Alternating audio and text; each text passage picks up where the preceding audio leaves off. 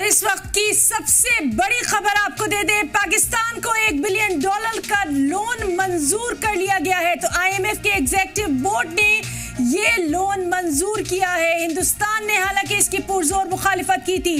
तो इस वक्त की बड़ी खबर आपको दे दें, आईएमएफ की तरफ से लोन मंजूर कर लिया गया है। सीधे तो पाकिस्तान को $1 बिलियन का लोन मंजूर किया गया है। और इससे पहले हालांकि पहले भी आईएमएफ के इर्द गिर्द पाकिस्तान ने कटोरा लेकर के चक्कर लगाया था, लेकिन उसके हमारे बावजूद साथ मौजूद हैं खास मेहमान पठानिया साहब। आपसे फर्स्ट रिएक्शन जानना चाहेंगे, लोन मंजूर हो गया। Unfortunate thing which has happened and I condemn it, right? जी। तो इसके लिए ये देखिए कि पाकिस्तान इस समय उन्होंने जो पहलगाम में अटैक किया था, that was a act of terrorism, और उसके अंदर उन्होंने मासूम लोगों को हलाक किया था। जी। अभी जिस समय पूरी दुनिया जो है टेररिज्म के खिलाफ लड़ाई लड़ रही है और पूरी दुनिया की जो शक्तियां हैं वो भारत को सपोर्ट कर रही हैं, जी, तो आईएमएफ को ये करना चाहिए था कि इनको ग्रे लिस्ट में डालें, अगर ब्लैक लिस्ट में नहीं डाल सकते, ताकि एक मैसेज जाए दुनिया को तो टेररिज्म के अगेंस्ट हो। लेकिन ये बिल्कुल उल्टा हुआ है। अभी सवाल ये है कि आईएमएफ को कौन इन्फ्लुएंस कर रहा है।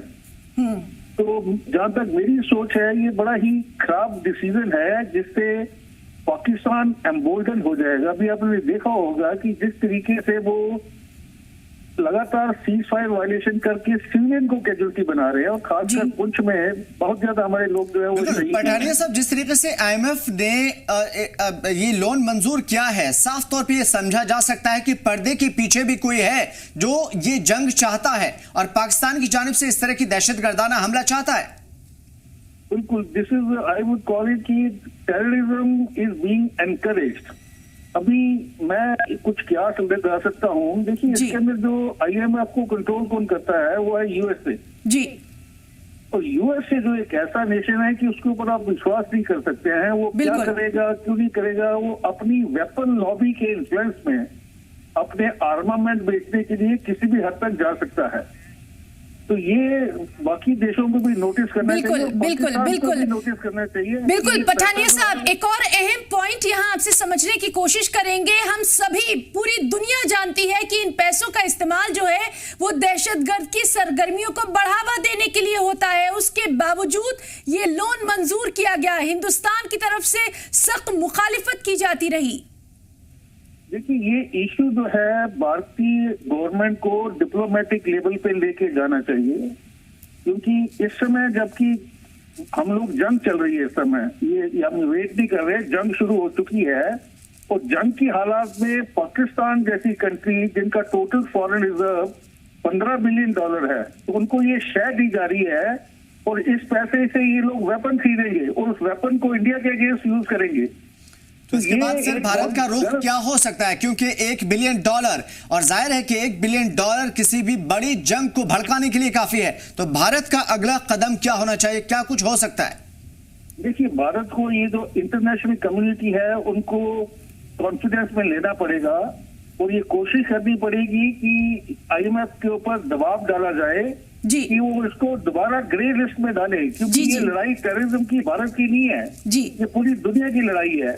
और इस समय जो पहले 2 युद्ध चल रहे हैं यूक्रेन रशिया के बीच में, हमास और इजराइल के बीच में, तो लोगों को जो शक्तिशाली देश है उनको ये समझना चाहिए और आईएमएफ के ऊपर जितना भी वो नियंत्रण या इन्फ्लुएंस कर सकते हैं वो करना चाहिए। बिल्कुल।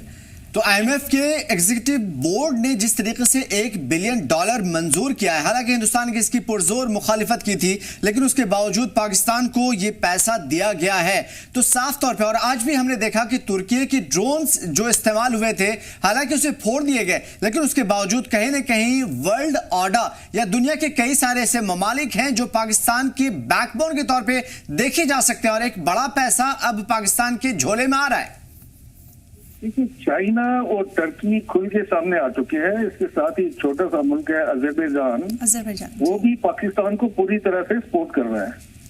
अभी मुस्लिम जो हम कंट्रीज की बात कर रहे हैं उनमें से ज्यादातर जो है वो टेररिज्म के खिलाफ है, वो जंग के खिलाफ भी है जी।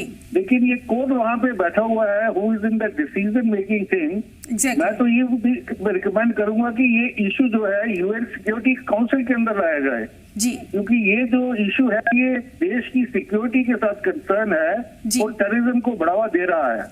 तो एक स्पेशल सेशन कन्वीन किया जाए और इसको कंडेम किया जाए और आईएमएफ को जो उन्होंने जो डिसीजन ले लिया है उसको रिवोक किया जाए। बिल्कुल पठानिया साहब, लगातार भारत हर ग्लोबल प्लेटफॉर्म पर कहता रहा है कि टेररिज्म से सिर्फ भारत की सरहदों को खतरा नहीं है बल्कि पूरी दुनिया को खतरा है, और अब जब आईएमएफ ने ये लोन मंजूर कर लिया है कहीं ना कहीं ये खतरा बिल्कुल सामने दिखाई दे रहा है, ये पूरी दुनिया को समझना होगा।